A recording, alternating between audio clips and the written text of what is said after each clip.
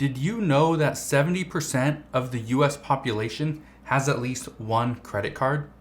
And of those 232 million people, around 100 million people have a credit card debt somewhere between $1,000 and $5,000. And here's another fact for you. Roughly 145 million families have some kind of credit card debt. And did you know that families with the lowest quartile of net worth, which is about $320 to $350, they have roughly $4,800 in credit card debt. Yeah, it's almost 14 times as much debt as they have in a net worth. Now that's scary. And then the fact that Americans have used most of their savings over the past 2 years are now only turning to credit cards as their last resort. Now, this is something that multiple financial experts worry that this was going to happen. But what happens over the next 2 months after increased spending as a result of summer travel and just having fun with the kids? What happens then? Well, that's what's truly scary. But here's something else that you probably didn't know, which means you're not prepared for it. Did you know that credit card companies are currently lowering your credit card limits to help reduce their risk? Did you know that? Most people don't, until they get that letter in the mail that says, oh, your credit limit has been reduced for X and X reason. So in a time when millions and millions of Americans are turning to their credit cards, okay, this is what's really troubling. They're turning to their credit cards as a way to get through these tough times. But creditors are just lowering their limits without much of a notice. And what's also very interesting is that men have a more likely chance to get their credit card limit reduced than women. It's interesting, but that's kind of the way it works. One of the reasons why, in case you didn't know, is because if there are multiple months where you are not spending on your credit card, the creditor almost looks at it as, well, you're just not using it, so we'll reduce your limit to reduce our risk. And just so happens that women normally spend on their or use their credit cards a little bit more than men, at least according to reports. So it is what it is. Now, the reason I bring all this up is actually very simple.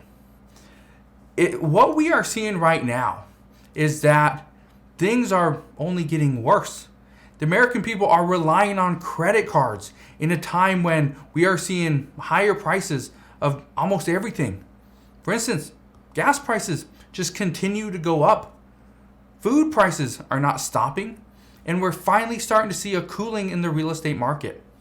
Now, these are all major problems. And when the American people, and just the average American worker, for example, has seen an increase in their wages of around 5%, it's doing very little when inflation is still over 8%. Food is up over 10%. Housing and rental, rents, those are up over 14%. That's scary. Now, when you factor all this in, then you factor in the amount of workers that are living paycheck to paycheck, that's truly scary. And I say that's truly scary for one main reason.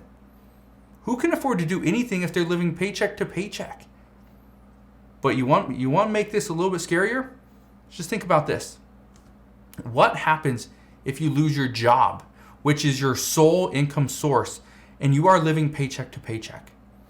You probably don't have savings. You can't afford to pay back your credit cards now. Well, what happens then? Now, if you don't think this could happen, let me show you this. Did you know about 36% of people that are making over $250,000 per year are living paycheck to paycheck? Most people don't realize that. But that's the reality of the situation. It's just because you make more money doesn't mean you're able to hold on to it. When people make more money, their expenses usually go up. But think about this. When the interest rate on a credit card typically about 20%. Your credit card and the interest that you're receiving from it, or you're getting charged for using it, this is going to hurt if you can't pay it.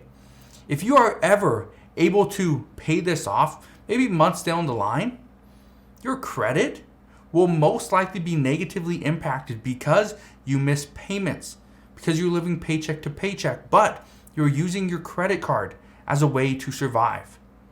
But honestly, this is what many people have to do. A lot of people have to do this, but yet not many have considered what are the ramifications of using a credit card in the event that you lose your job. And again, this is why I bring this up. So again, before it's too late, I want you to do a few things. The number one thing I want you to do, it's easier to make more money than it is to save money. And I say this because I've done it so many times. I have cut out so many expenses for myself, my business, my family.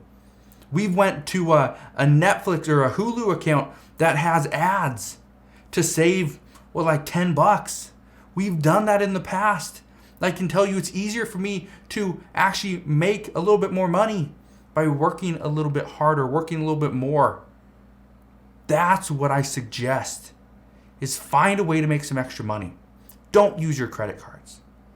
The next thing, if you have to use your credit card, and I completely understand, I've been in a situation years ago where I had to live off a credit card. I had to.